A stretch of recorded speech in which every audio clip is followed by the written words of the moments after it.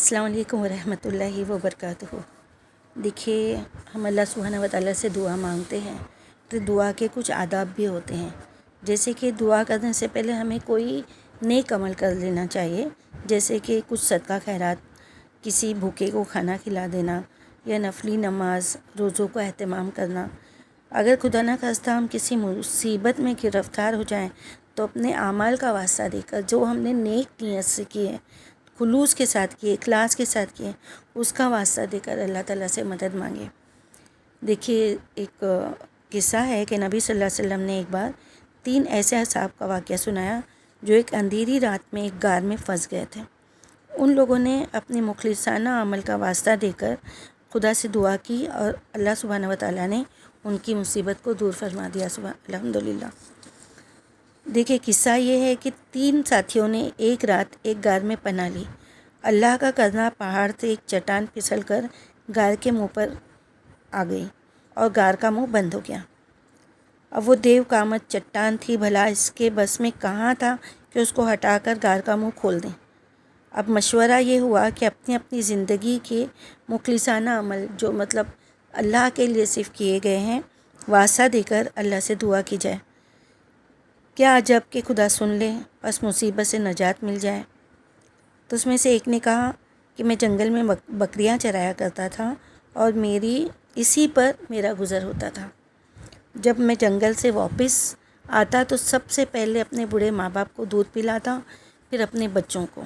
ایک دن میں دیر میں آیا اور بوڑھے ماں باپ سو چکے تھے، بچے جاگ رہے تھے اور بھوکے تھے، لیکن میں نے یہ گوارا نہ کیا کہ ماں باپ سے پہلے بچوں کو پلاؤں، اور یہ بھی گوارا نہ کیا کہ والدین کو جگا کر تکلیف میں پہنچاؤں۔ چنانچہ میں رات بھر دودھ کا پیالہ لیے ان کے سرانے کھڑا رہا۔ بچے میرے پیروں میں چمٹ چمٹ کر رو رہے تھے، لیکن میں نے صبح تک اسی طرح کھڑا رہا۔ خدایا، میں نے عمل خالص تیری خاطر کیا، تو اس کی برکت سے غار کے منہ سے چٹان ہٹا دے۔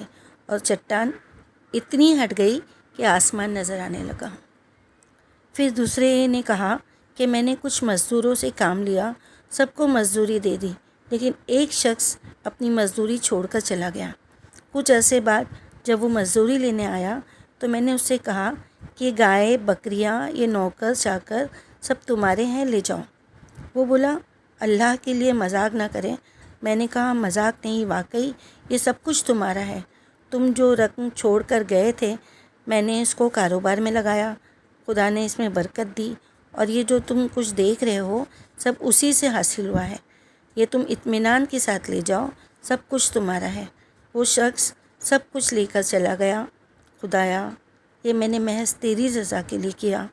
خدایا، تو اس کی برکت سے غار کے منہ سے اس چٹان کو دور فرما دے۔ اور اللہ کے کرم سے چٹان اور ہٹ گئی۔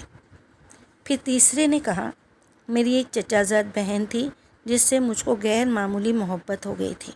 اس نے کچھ رقم مانگی، میں نے رقم مہیا کر دی، لیکن جب اس نے اپنی ضرورت پوری کرنے کے لیے میں اس کے پاس بیٹھا تو اس نے کہا، خدا سے ڈرو، اس کام سے باز رہو۔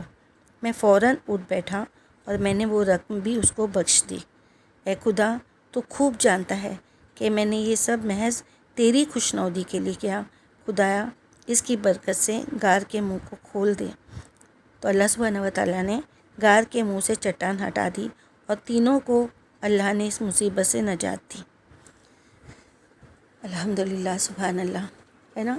تو اس لیے جب بھی اللہ تعالیٰ سے دعا کرے تو اپنی جو نیک اعمال ہے، مطلب اس میں ہمارا یہ تکبر نہیں ہونا چاہیے یا گریٹنیس نہیں ہونا چاہیے کہ اللہ تعالیٰ میں نے یہ کیا تھا نا، وہ بات نہیں ہے۔ اللہ سبحانہ و تعالیٰ سے مخلصانہ، خلوص کے ساتھ، اخلاص کے ساتھ کہیں کہ اللہ تعالیٰ یہ عمل میں نے اس لیے چھوڑا تھا کہ تو ناراض ہو جائے گا۔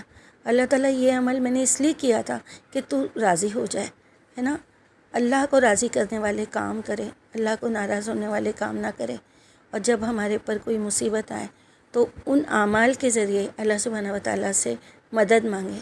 انشاءاللہ اللہ سبحانہ و تعالیٰ ہماری مدد کرے گا اور ہماری دعاؤں کو قبول کرے گا۔